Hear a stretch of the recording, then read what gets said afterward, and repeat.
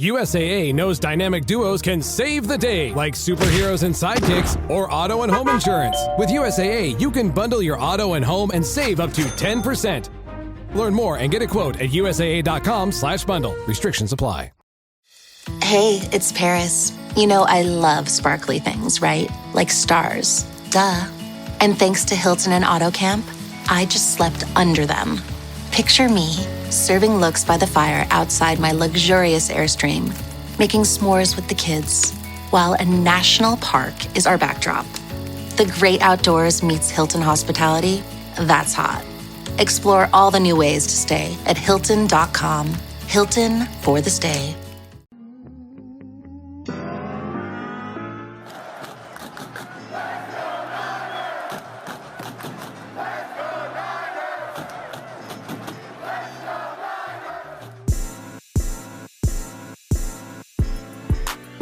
Welcome into 49ers Access. My name is Sterling Bennett, and today we're going to recap day number 9 of San Francisco 49ers training camp, including another excellent day from Brock Purdy, the emergence of Ricky Pearsall having his best day of camp thus far, and 2 more injuries, major ones that could become even bigger for the team if they are indeed serious, happened today. Going to get into all of that as the show progresses, but don't forget to like, share, and subscribe to the show and leave us that 5-star audio podcast review. And let's dive into a Saturday edition of 49ers Access, detailing everything that happened at San Francisco 49ers training camp day number 9.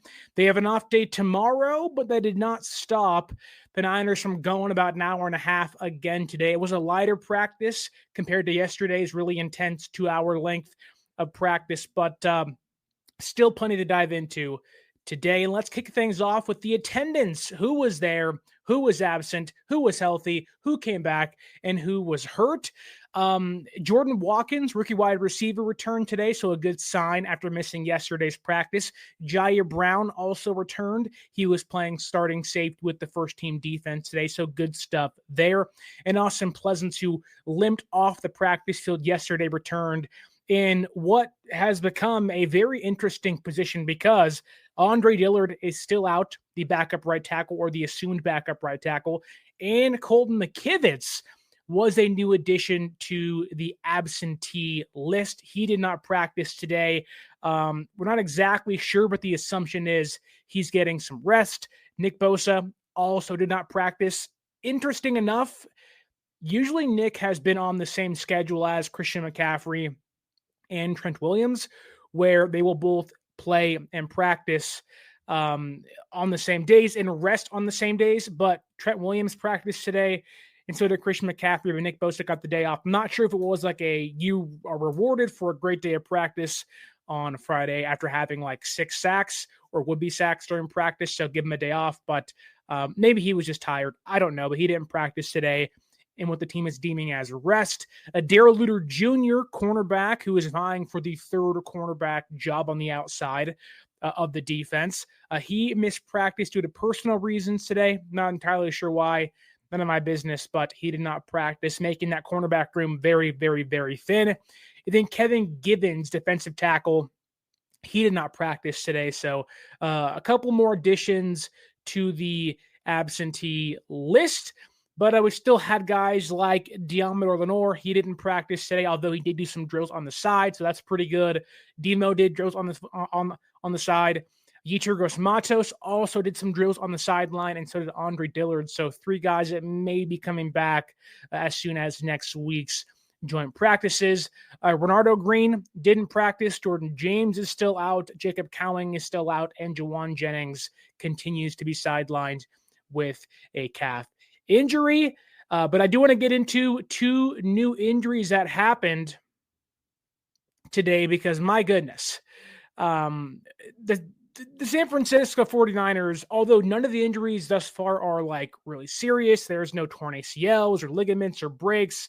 It's been a laundry list of guys missing practice. Now, some of those are, guys getting rest. Some of those are simply just guys out for personal reasons. Purdy had one of those days having a baby. So there is maybe some, I guess you can say there's some true reasoning as to why guys are out outside of the injuries, but it's a long list now. According to my count, not including maybe some players like Yetur Gross-Matos, Andre Dillard, and those guys, San Francisco doesn't have Jordan James, Brandon Ayuk, Juwan Jennings, Jacob Cowling, Lenoir, Bernardo Green, Andre Dillard, Yetur Gross-Matos. They're double digits at this point in time, and you're adding on 2 players now because fullback Kyle Juszczyk, he left practice early today. Not exactly sure what happened or when it even happened, but walked off the field gingerly towards the weight room. George Kittle ran over to him, kind of checked up on him, and they said it kind of seemed like things were okay, but maybe it was a nick or a bruise, or he just felt something that wasn't right. But he walked off the practice field gingerly by himself, and then kind of made his way back into the area that no one can see on the field. So not good news there. Kyle Juszczyk being out. Granted, he probably wasn't going to play much in the preseason, but with already so many guys out and the fullback really only having one of those guys on the roster, not great there. But the bigger one, in my opinion, albeit Kyle Juszczyk is so important to the offense in more ways than one, I guess you can say the more important one in the aspect of playmaking is running back Isaac Guerendo. He exited practice early today as well, favoring his right arm or shoulder. I'm not exactly sure which one it may be. Maybe it's an elbow or wrist or a forearm, a bicep. I have no idea, but he was certainly moving that puppy around after he got injured during a special teams drill. He was looked at by the training staff, and they kind of did the whole, raise your arm up, take your arm, put it above your head stuff and whatnot. And he could do that. So that is a good sign for something not being, torn or whatnot. He wasn't wincing in pain. It was just like something's uncomfortable in my arm area and shoulder area. So I guess there is some good news in that. But when you lose a player like Juszczyk, one, that sucks. He's kind of your other quarterback on the offense. He can help Purdy and McCaffrey out and that stuff out. But for Guerendo, that is a prime concern because you got Christian McCaffrey, who has been injured a lot throughout. I won't say throughout, but was hurt a lot last year, almost missed the entire season. And there still is concern as to can he stay healthy for this year and how important he is. Jordan James is already hurt too. And now Guerendo, who he himself has never been able to stay healthy for a season. Louisville, he was hurt there. He was hurt last year throughout training camp and during the season. And now again, maybe it's not serious, but those are 2 key players San Francisco really is relying on to maybe not play like massive roles in the offense, but be part of the offense in a larger capacity this year. Juszczyk being a fullback, obviously kind of the number 2 tight end in the offense. And again, helping Purdy and Christian McCaffrey in the offense as a whole.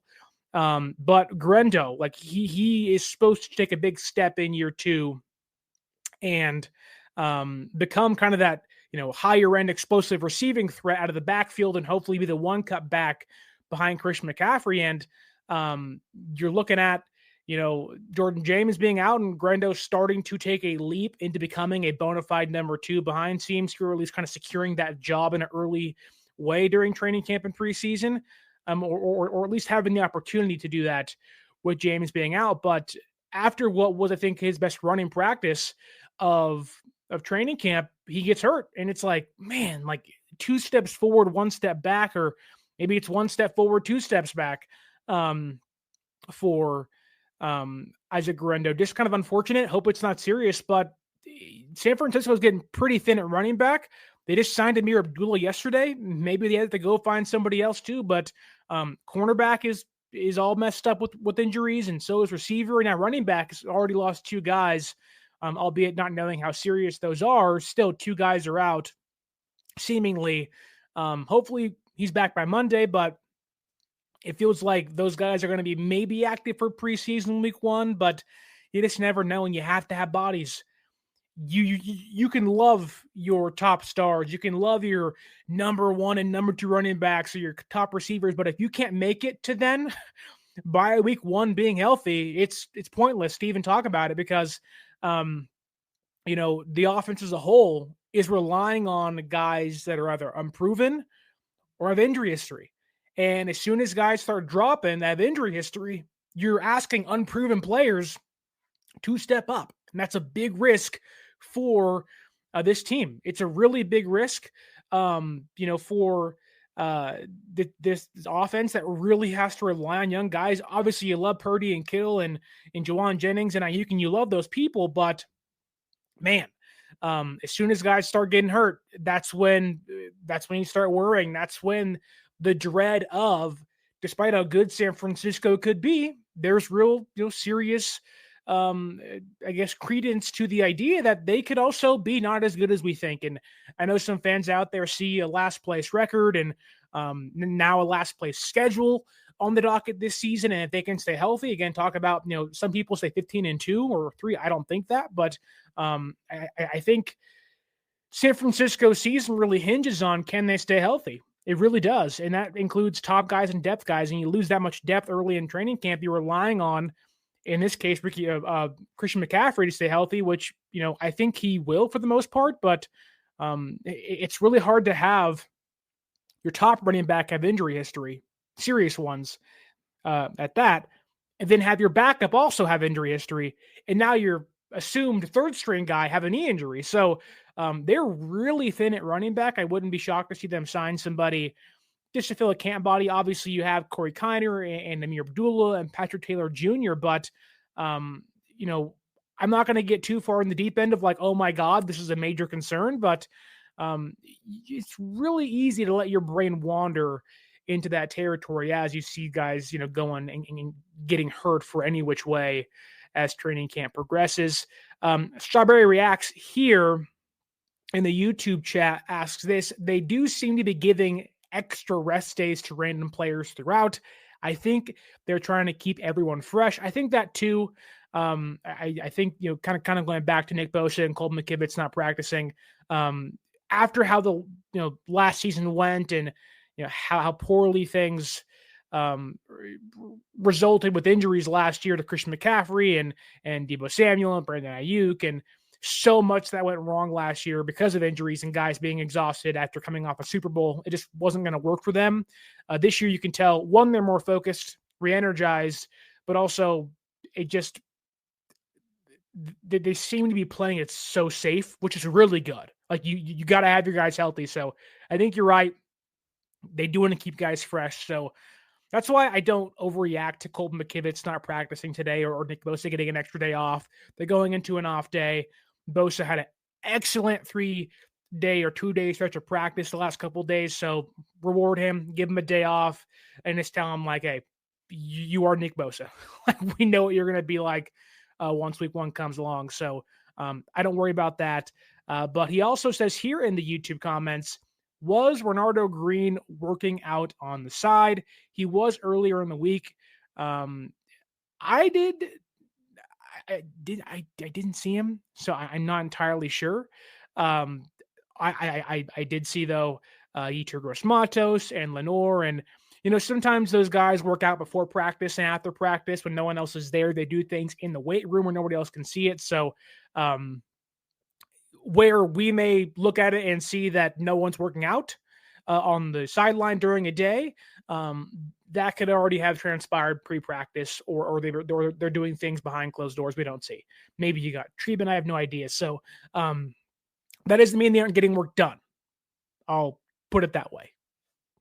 I think that's kind of the best way to say it, of like, just because we don't see them on a Saturday 10 a.m. practice doesn't mean that they haven't gotten work done or aren't going to get work done throughout the day elsewhere. So I'm not entirely sure.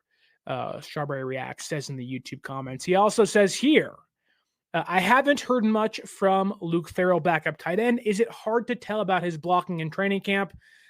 Yeah, I mean, it's always kind of hard to tell about blocking in training camp for tight ends. I think unless it's like a glaring issue of like they aren't a great receiver or they don't know the offense and they're getting yelled at and screamed at. Now, I can tell you this, Luke Farrell has and really shouldn't be expected to be this, but is not a good receiver in any way of the word. He just doesn't move well. He's really stiff.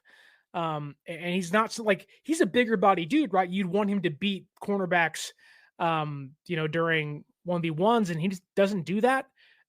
Which he wasn't brought in to do that, so that doesn't bother me too much. But, he's supposed to be the inline guy, free up Kittle to go be a receiver, which I hope that's the case.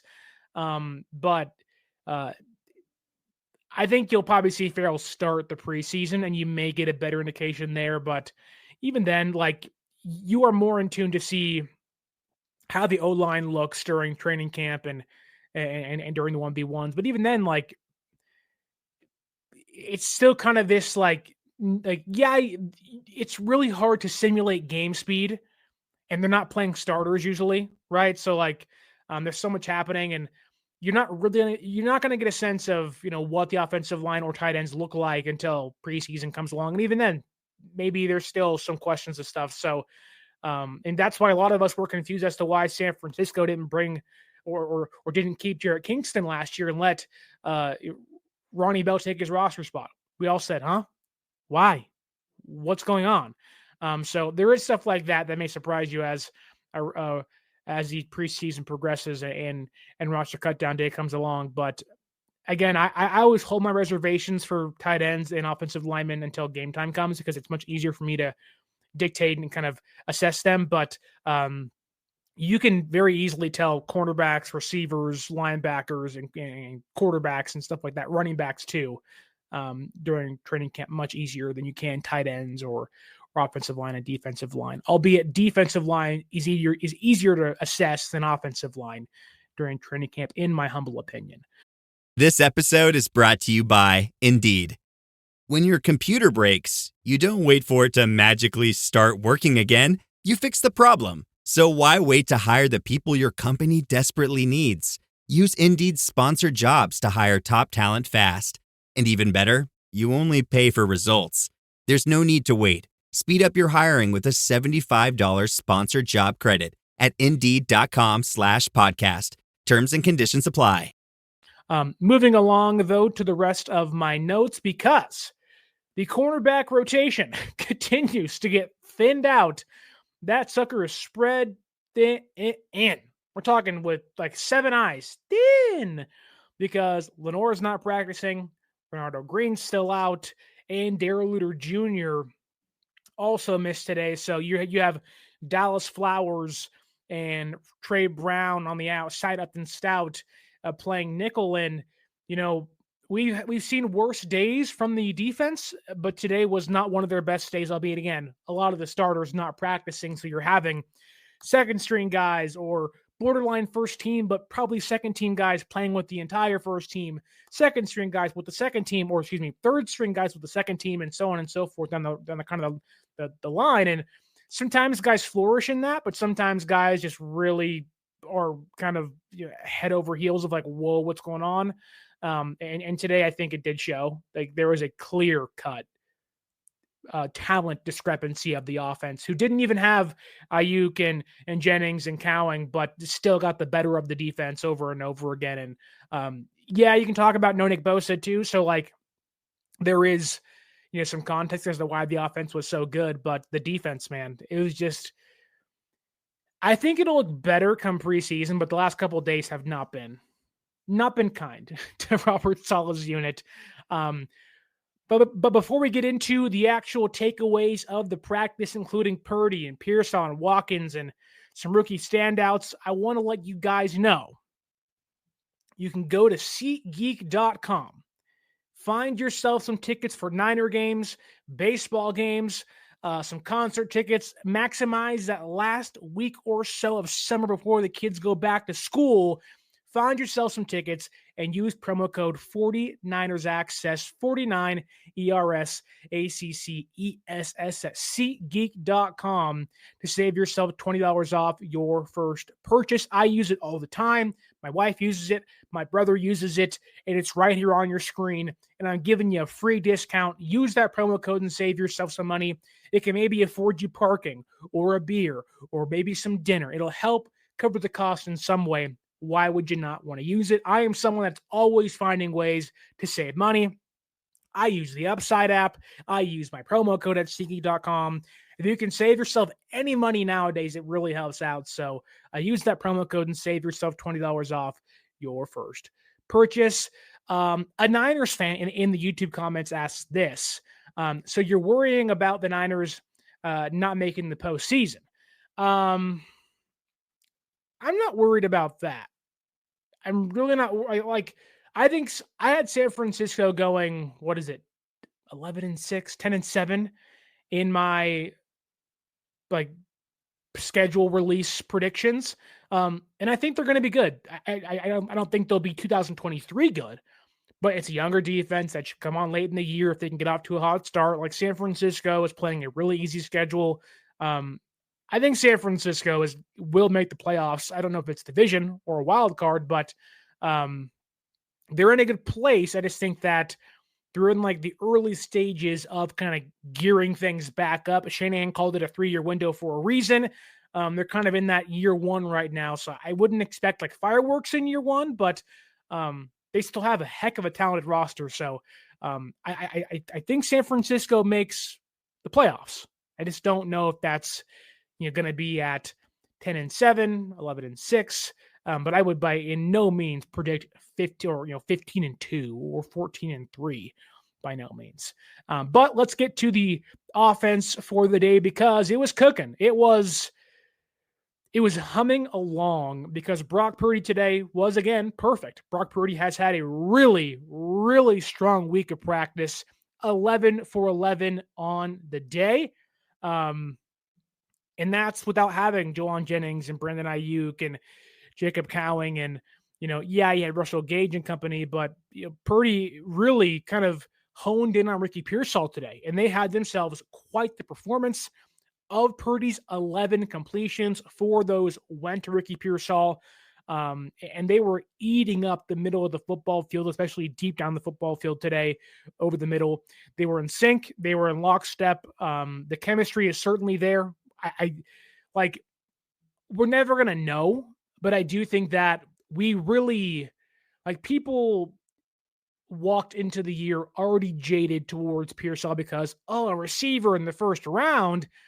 Then you never got to see him until late in the year, or at least halfway through the season against Kansas City, week 7 or 8. And he didn't pick up things until late in the season. So he never got that full training camp and the full OTA sessions to kind of prove himself, kind of figure out himself and his role in the offense, integrate himself and grow. And I think we are starting to see what he would have made or may have looked like in some form or fashion had he had the opportunity last year during preseason and whatnot. But they were chain linked together today. Their most notable play was a deep crosser over the middle. Purdy hit Pearsall, threw it before Pearsall even got out of his stride. It was or out of his break. It was boom, bang. They know where each other wants to be at any given time. And it was great to see. You want to see Pearsall take that next step. And a big part of that is finding chemistry with Brock Purdy. And Purdy kind of talked about it yesterday about, Pearsall really didn't know where he needed to be early on. And that was a kind of a domino effect of being shot during the offseason and not having the OTAs and preseason stuff. But now that he has it, you are seeing Purdy and Pearsall and their chemistry build and grow. And it was on full display today. Again, Purdy finds Pearsall over the middle, out of his break, right in stride, bang, and he was off to the races. I'm not sure it would have been a touchdown, but it certainly would have been a near touchdown, maybe a touchdown, not sure though. But it was a big game. Pearsall was celebrating, putting his hands that they were having a good time. He beat Dallas Flowers in coverage. But it was a good day, a really good day for Ricky Pearsall. But Purdy also found Christian McCaffrey, who McCaffrey has had a pretty polarizing training camp. He's not having play after play after play where it's home run after home run after home run, but there's been these big kind of flash plays every practice or once every 2 practices. And you're oh, there's Christian McCaffrey. And today was one of those days. Purdy found McCaffrey for a big gain while being guarded by Luke Gifford, which may not be a big test for Christian McCaffrey, but still, there's going to be times in games where he's against linebacker threes and linebacker twos and just beats them off the jump. And I think, at least I'm hoping, that the offense, although may become a more pass-heavy offense this year, I think Christian McCaffrey should be a big part of it, and really needs to be. He'll push back on the idea that the reps aren't too much for him, but that's just who he is. I think if San Francisco wants to keep him fresh, utilizing him as a receiver, whether it's out of the backfield in the slot, all of that makes sense for him, and really to maximize his skill set too. Yeah, he can be a big checkdown option for them, but really, like McCaffrey on wheel routes and quick outs and screens, all these things that he can do that make him so versatile, and again, a offensive player of the year winner for a reason. I hope they utilize those things this year, because I don't mind them putting more on Brock Purdy's plate, but it would really help if you had Christian McCaffrey out there. And if you can keep him healthy via the way of as a receiver, then by all means do it. But going back to Ricky Pearsall after a really good day, again, a perfect day for completion percentage for Brock Purdy, a couple of big plays to Pearsall and Christian McCaffrey. But Ricky Pearsall, again, a stellar day. 5 receptions on 5 targets, 4 from Purdy, 1 from Mac Jones. And I think that, you can poke holes and say, well, the secondary is not great, and they have 3 starters out, and Mustafa and Lenoir and Bernardo Green, and you'd be right, but that doesn't really matter to me. Trey Brown's fighting for a cornerback starting job at nickel, and Dallas Flowers is fighting for the cornerback 3 job on the outside after Green and Lenoir. So these guys are fighting for jobs and have been okay during practice thus far. Trey Brown has certainly cooled off as training camp has progressed after a pretty good beginning to his time. But Pearsall looks crisp. When you want your young receivers to look refined and crisp and smooth. And Pearsall continues to look that way. Again, his chemistry with Purdy was off the charts. They were in lockstep.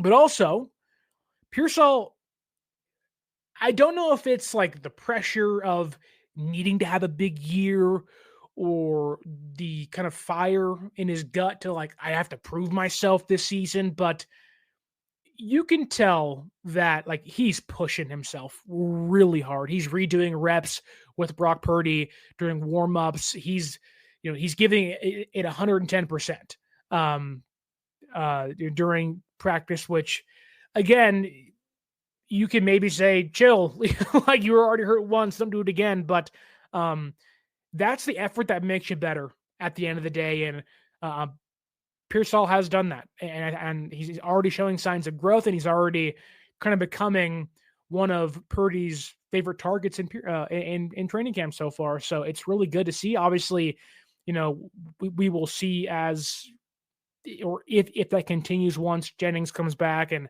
Ayuk comes back and whatnot. But I think the more Pearsall and Purdy play, the better they'll be together.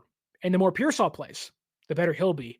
And this is a team banking on him to have a big year. First round pick last year, was hurt last year, now healthy. He's got to be part of the offense in a big way. I'm not saying 100 catches, 1,500 yards, but he needs to be a guy on 3rd and 6. Can I go to you in a big play? He needs to be a guy that can get you some big plays when it matters most. And it was also nice to see today that they utilized him more than just as a receiver.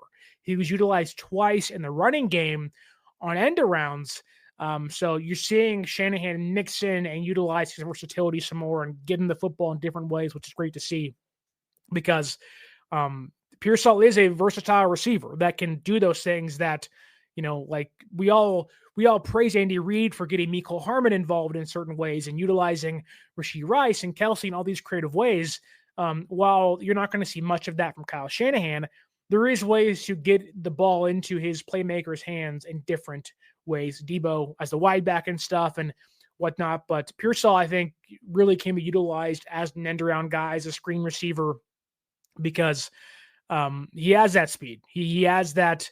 He kind of has the ability to kind of fight through contact, but also just make guys miss, and that's really valuable for an offense like this. But if he can stay healthy, that's the big thing. If he can stay healthy, he's gearing up for a nice jump in year 2. Another wide receiver also impressing, Jordan Watkins, a guy that probably won't play much because Kyle just never likes to play young receivers. And, in a room that's fully healthy, probably becomes the 5th or 6th guy in that room. And you can certainly make the argument where Kyle relies on Russell Gage more than he would Jordan Watkins, or if Jennings is back and you have Demarcus Robinson not suspended and you have Pearsall in the fray, Watkins becomes a 5. And if Cowing's back, like Watkins is a name you continually push down the depth chart, but he's looked really good in his practice yesterday. But he's been one of the more consistent bodies at the receiver position throughout training camp.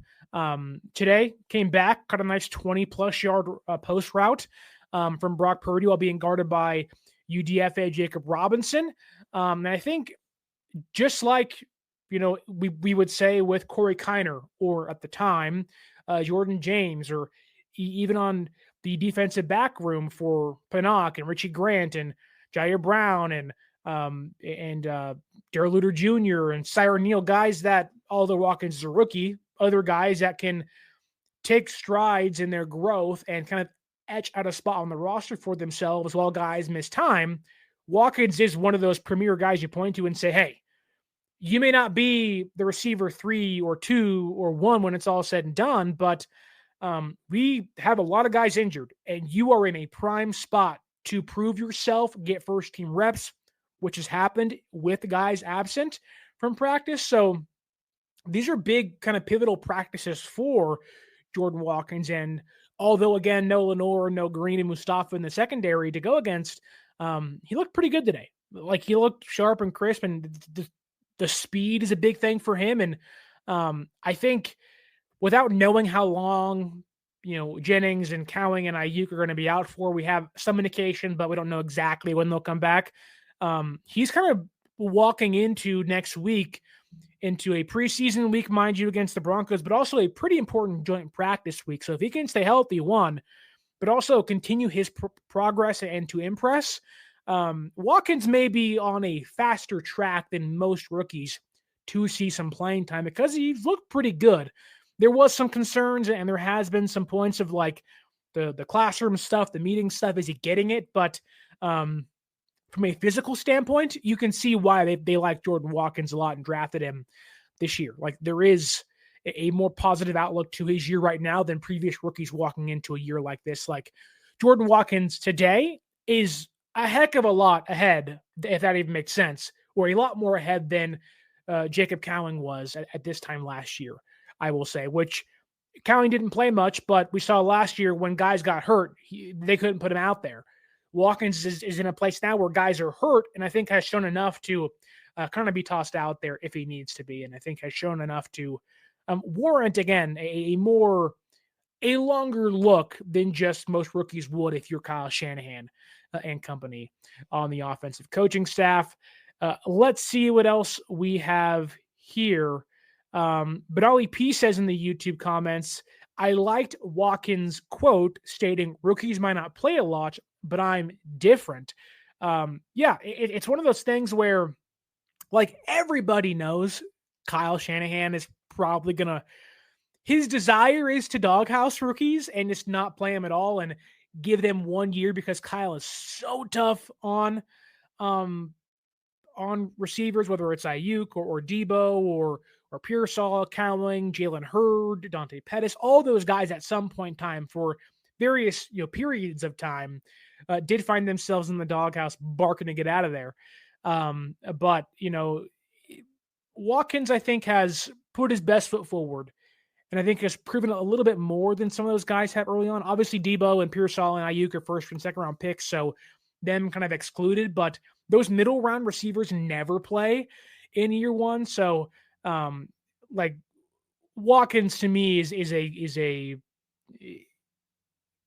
he's doing the right things the right way and kind of showing out in a bigger way than those other mid-round receivers did in previous seasons. So if guys continue to stay hurt, he's in a really good spot to prove himself and maybe push somebody off the roster or push for like Jacob Cowing is not promised a roster spot. Now, I think they want to give him a chance and he's been hurt and everything, but like his depth chart spot is not safe.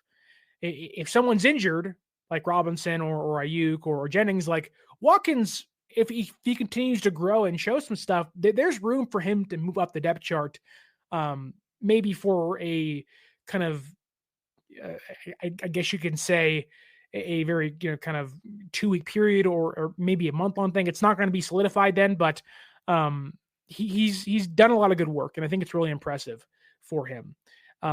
That said, I do want to keep moving along here, and on the YouTube chat, Strawberry React says, does anyone want to guess how many starters we see in preseason game 1 against the Broncos? Knowing that, like, if there wasn't joint practices, I'd probably say you'd see Purdy for one drive. You're probably not going to see Kittle. You probably would have saw Jennings. You probably would have saw Pearsall. You probably will still see Pearsall. But you're not going to see Trent. You'll probably see most of the offensive line minus Jake Brendel and Colton McKivitz, but you'll probably see Puni and Barch and those guys out there. You'll see Michael and Collins and West. You probably would have saw Mustafa and Bernardo Green. You probably see Winters.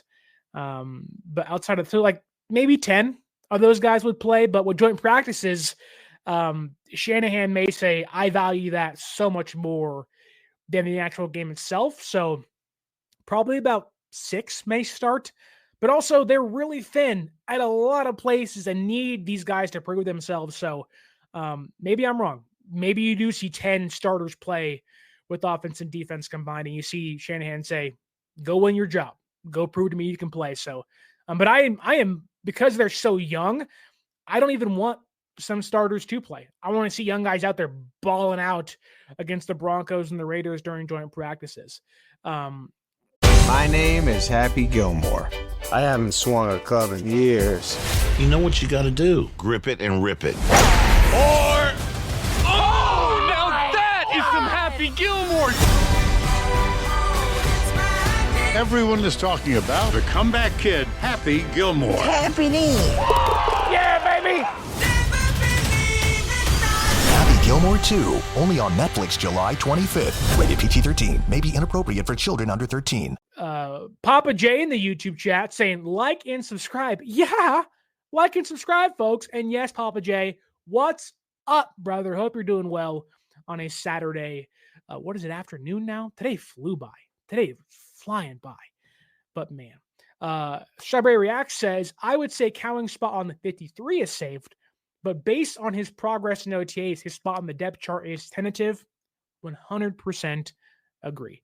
Let's move on to the running back position because Isaac Guerendo gets hurt. Christian McCaffrey, his job is safe. We know this. Jordan James is already out. It doesn't leave many guys in that room. Amir Abdullah's out there, and he's got some fresh legs, and that's great, but he's not making the roster. You like Patrick Taylor Jr.? He can do special teams. He was on the team last year, and he showed some things. He wasn't great, but what do you expect from the RB4 on the depth chart? But Cory Kiner, UDFA from Cincinnati, he a Bearcat boy. He's a good running back. Should have been drafted. Don't know why he wasn't drafted. He's a stud. And like Jordan Watkins now, with guys hurt in front of him, he's in a good place to prove himself to make the roster. But I'll tell you this, the one trait, especially on offense, like defense, you look for aggressiveness and violence.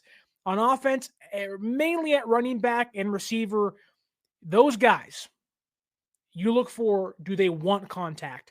Do they invite contact? Do they seek out contact? How do they work after and amidst contact? Cory Kiner's one of those dudes. Like we all applaud, oh, the Yak Bros and the way Kittle plays and the way Debo played in his prime and Ayuk plays and Pearsall at least showed to play last year, and Christian McCaffrey plays and all those things.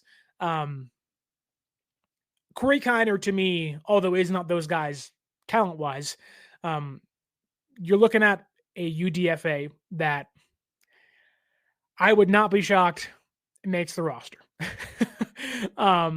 I don't know where his value is outside of running back. He isn't really a special teamer. So maybe they value Patrick Taylor over him. But if Guerendo and Jordan James are out or injured, we have seen in many years under Kyle Shanahan, UDFAs, Matt Breida, Elijah Mitchell, late round picks, Jordan Mason, guys take pivotal reps and big moments for this team and for this offense and become RB1s like Elijah Mitchell did. So, I'm not saying Kiner is on that path, but the way he plays, the energy he plays with, the invitation of contact that he constantly hands out during practice is just something Kyle wants and likes. He was a guy in the pre-draft process I wouldn't draft in mock drafts, but I was like, this guy is just a Niner guy through and through. He's probably should have been a 6th-round pick, and just wasn't. So you're talking a guy that, maybe not in year 1, but maybe in year 2 and 3 and whatnot, that could actually give you some pivotal runs here or there. And he has to grow still. He's a rookie, UGFA for a reason, right? But today especially, he was showing actively running towards linebackers, wanting to run towards safeties and cornerbacks, hit me, bouncing off of him, and just kept going.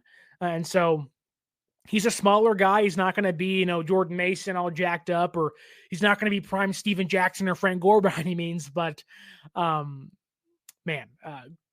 Kiner's fun. I am again, this team is really young, and you're looking at a lot of rookies to kind of glow during the preseason games. But Cory Kiner's amongst that group. You have Pearsall, you have Watkins. Hopefully Cowan gets back soon, and Guerendo, and then you have Jordan James. But Cory Kiner belongs in that chunk to me. He's really fun to watch on the practice field, and hopefully it translates to the actual preseason games. Let's now take our focus into the trenches for 1 second.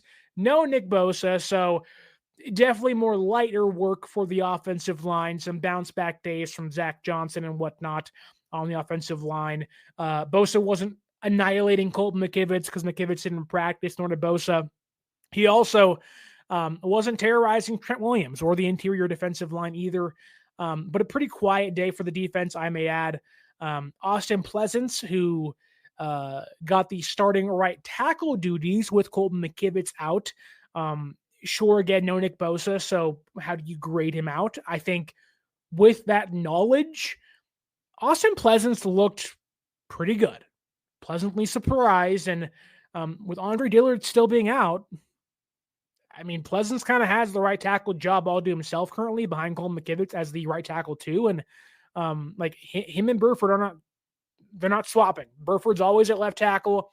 Pleasance is always at right tackle. And Pleasance has been a guy who was signed last year and they brought back this season. He's an underrated player, I think, although he isn't great by any means. I think he's held up pretty well. He beat Samuel Kawanu and Robert Beal Jr. 2 separate times apiece today during 1v1s, if that matters to you. And so there was a strong outing. He had 5, as far as I counted, 5 1v1 reps, 2 against Samo, 2 against Robert Beal Jr. Then he lost 1 to Jalen Allen, the UFL free agent they just signed, which, okay, but if you're 4 for 5, you're still batting pretty good on the offensive line. And I think against that first team defense minus Nick Bosa held up fairly well as a reserve kind of spot start, if you will, with McKivitz out. Dominick Puni, who I think has, he's gained the love from the fan base for what he did last year, stepping up, being phenomenal at right guard for 3/4 of the season before his body kind of wore down towards the end. But his pass protection continues to be stout. He continues to be a stone wall, mainly during team drills, I may add, not as much during 1v1s, but that's more of a, show me what you got kind of thing. He's also someone that can recover really well. And I think that's a valuable trait from Shanahan-type offensive linemen that had the agility, the quick hips, that smoothness to move around and almost regain themselves. Now, those guys may lack anchor. Those guys may lack strength, especially on the interior. But, Puni, I think he's a good mixture of what you want. Strong dude, pretty sturdy. He's not going to get bull rushed too much at times. But he also has the ability to recover. Today he was beat by Khalil Davis, moved his legs, moved his feet, turned his body, got back in front of the defensive tackle, and kind of saved the quarterback from getting tapped for a sack. So it was a pretty good day for him. I would say his low light was kind of getting bodied by CJ West, but outside of that one place, had a pretty consistent, good training camp for the second-year right guard.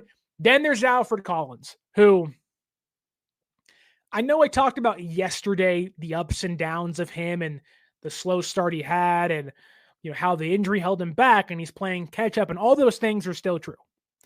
And you can tell, again, I don't know if it is because of all the contextual, things that have held him back and cost him time, but he's slowly, really slow, like molasses slow, like walking in tar slow, oh my God, come on, brother, get the concrete off your legs, starting to pull himself out of the rut he's been in. And I think yesterday wasn't great to begin, pick things up later. Today, kind of the same thing. He got beat a few times during 1v1s to kind of then pick things up later in the day. He had a pretty nasty spin move on Drew Moss to win a 1v1 rep, then beat Connor Colby later in the day. So there's progress, but it's you're just pulling teeth. Come on, brother. Come on. You're a second-round pick for a reason. Come on. We're almost there. Just keep pulling as hard as you can. It's like playing tug-of-war, and he's just pulling as hard as he can against you, and you're just trying to get the best out of him. But I think the more he plays, the more time he gets in the defense, and the more we see him in team drills and during preseason games, you will kind of get a better glimpse of him as what he can be as a run defender. But small signs, small glimpses of a better player in Alfred Collins starting to kind of glimmer as he gets his feet more wet in training camp and in practice. Going back to the YouTube chat for 1 second, Strawberry coming in with the questions all day asks, Dillard was actually working on the right side though, right? Funny enough, we don't really know. He hasn't practiced once. And so the assumption is Burford's the backup left tackle, right? They gave him more guaranteed money. He's been there since day one. He played there last year. He's the guy behind Trent. Dillard was brought in after they didn't sign DJ Humphries and that deal fell apart to back up Colton McKivitz. Dillard played right tackle last year with the Titans. So that's the assumption we're making.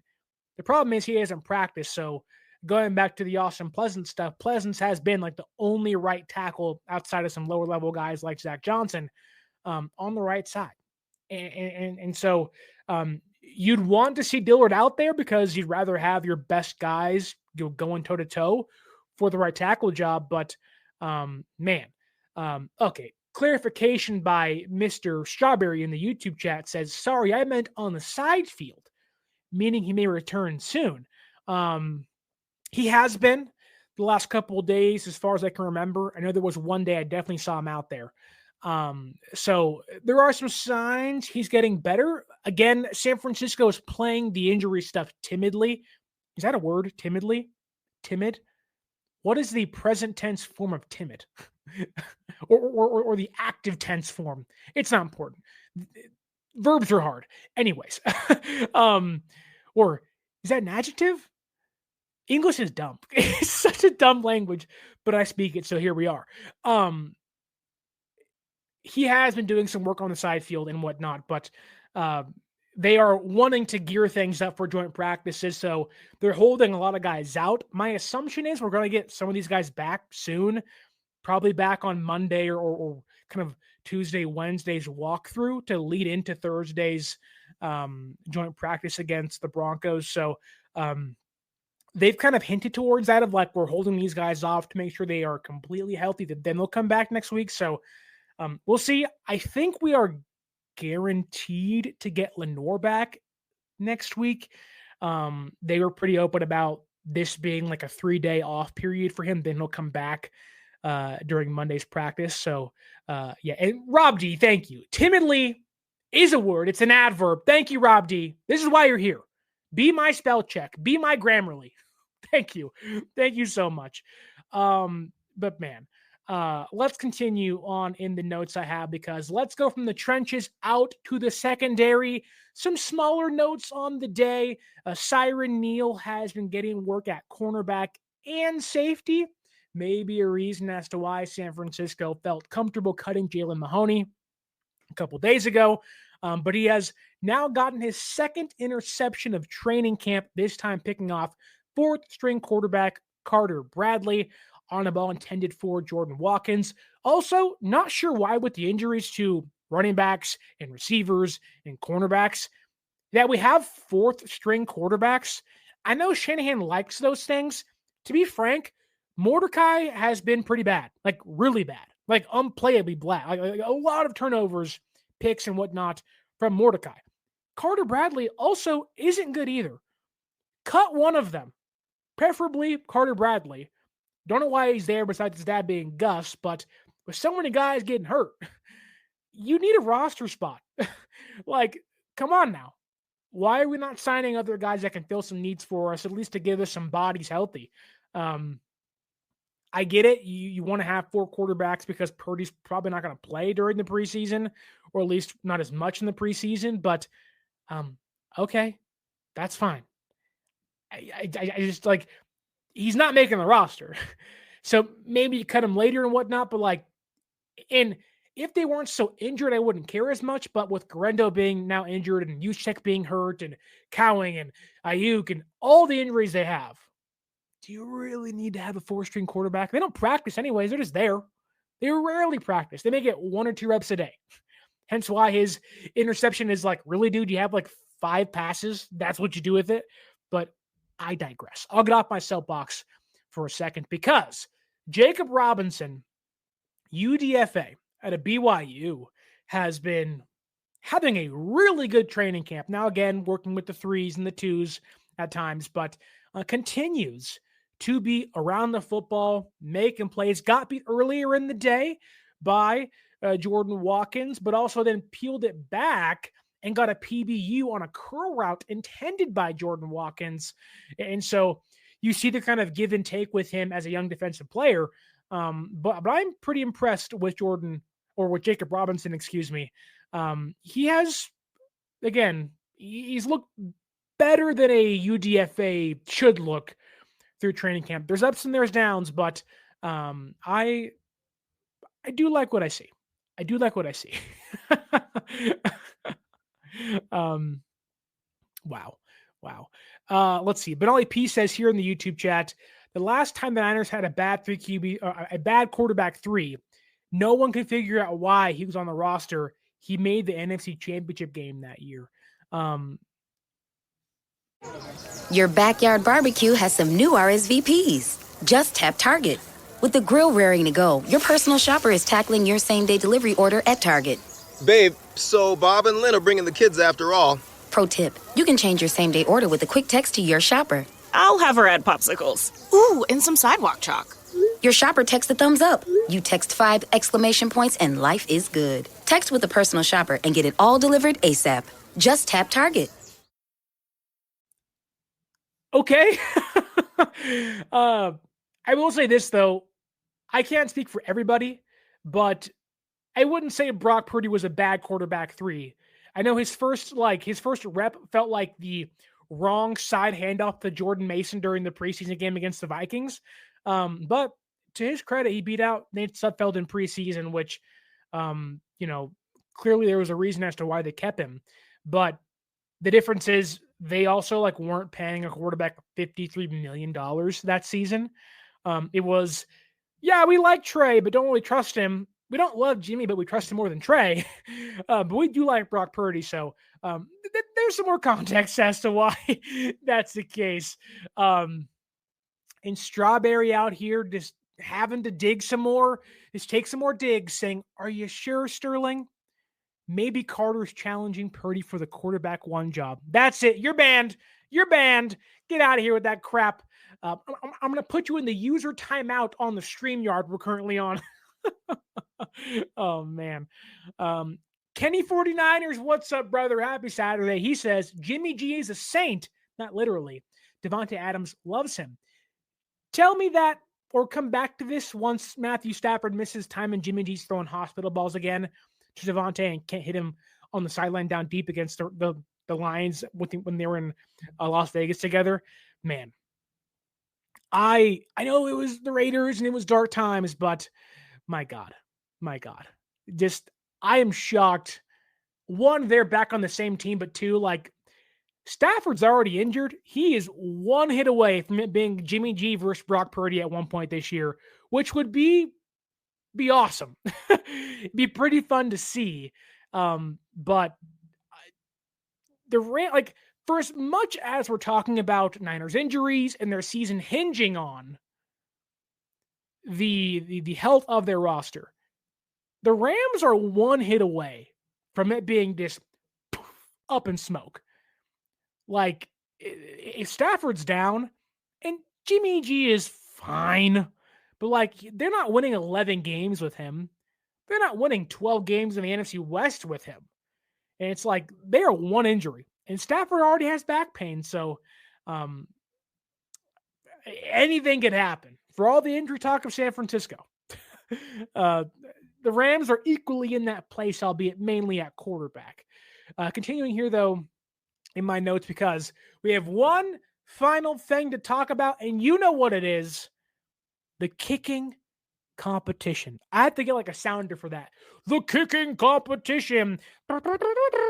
Some air horns, whatever, from some Young Money trophies playing in the background. Like, that would be tremendous. But we are starting to see Greg Joseph pull away slightly. Joseph today goes 4 for 4, hit at 33, 38, 43, and 48. He was perfect on the day again. Jake Moody, how do you respond? You make it from 33, you make it from 38, you make it from 43. Uh-oh, Jake, here we go. He's set. Takes his new stance he has in now. The leg goes up. The ball is kicked. It's going. It's going. It looks like it might be straight. Oh my God, it's going wide right. And Jake misses the kick. Have you heard that one before? Because it happened today during practice. Jake went 3 for 4, missed another kick. Now throughout training camp, this is courtesy of Nat Barros of The Athletic. Greg Joseph is 22 for 24. Jake Moody is 21 for 24. So a 1 kick discrepancy, holding things back for Jake Moody. Man, oh man, oh man. Just like, I know I've said over and over again, I don't care about the training camp stats, but it would be pretty funny if Jake misses 1 kick less, or misses 1 kick more, makes 1 kick less than Greg Joseph. And that's what determines the outcome of like a 140-yard kick back on August 2nd is how Jake loses his job. But it'll come down to preseason games. And we are really right now 1 week away, 7 days from Niners preseason, week number 1. We get to see Talanoa Hufanga back at Levi Stadium, or at least back at the practice field. I don't know if he'll play during the game, but Dre Greenlaw, who's hurt again, please get healthy, but he'll be back for joint practices, hopefully. And we'll see a more private version of a reunion of sorts. McGlinchey's back with Denver, back at Levi's for the first time. So 3 ex-Niners now at the Broncos going to be back with San Francisco in joint practices. So I'm sure Nick Bosa's licking his chops, wanting to attack McGlinchey. and whatnot. But also, I'm sure you're going to see Brock Purdy and company wanting to beat Dre Greenlaw, Noah Hufanga. So that is a much anticipated day. I believe that's on Thursday. San Francisco has Sunday off. They are back Monday, Tuesday, have a walkthrough on Wednesday, a joint practice with the Broncos on Thursday, I think a day off on Friday, then a game on Saturday. Cannot wait. And Brady Coker coming in here with one final question. Brady, happy you're in here on the YouTube chat. He asks, how is Niners 7th round rookie Junior Burgeon looking? You think he will make the 53-man roster? Burgeon thus far has got a lot of work with the special teams unit. That's kind of a given. He was one of the best return man at Montana in college last year. The receiver room to me is like, if they're healthy, is really packed of names. Again, like just on paper, Ayuk, if he's healthy, is in there. Jennings, Demarcus Robinson, then you have Pearsall, and you have Cowing, and you have Jordan Watkins. That's already 6 guys. Now, obviously, those guys are going to miss some time, and Ayuk's already hurt, and so is Jennings, and Robinson may get suspended. So there's room to kind of switch things up. Russell Gage has been a much more efficient wide receiver in the room, and I think he has kind of the edge to make the roster over a player like Junior Burgeon. That said, today may change things for Burgeon, where you don't really know what they have planned at punt returner and kick returner, because Cowing's injured, Guerendo got hurt, and Shanahan usually likes to have like that 6th or 7th receiver be the primary return man, whether it was Richie James or Cowing last season, Ronnie Bell 2 years ago. Like all those things like link up to Burgeon being the guy. I think he is the most successful player at the position on the roster. He's taken a lot of the reps there. So I think a lot of his roster spot stuff hinges on what San Francisco wants to do with Russell Gage, and if they want to keep 7 receivers, because Russell Gage, to me, should make the roster. But if they believe he can be a practice squad call-up each week, I can see that being a route they take while, say, Robinson is out or Ayuk is out. Now, if Ayuk begins the year on the PUP list, and Robinson's out for a suspension to begin the year, then I think Burgeon makes the roster just outright, because they have room now for Gage. So a lot of it depends.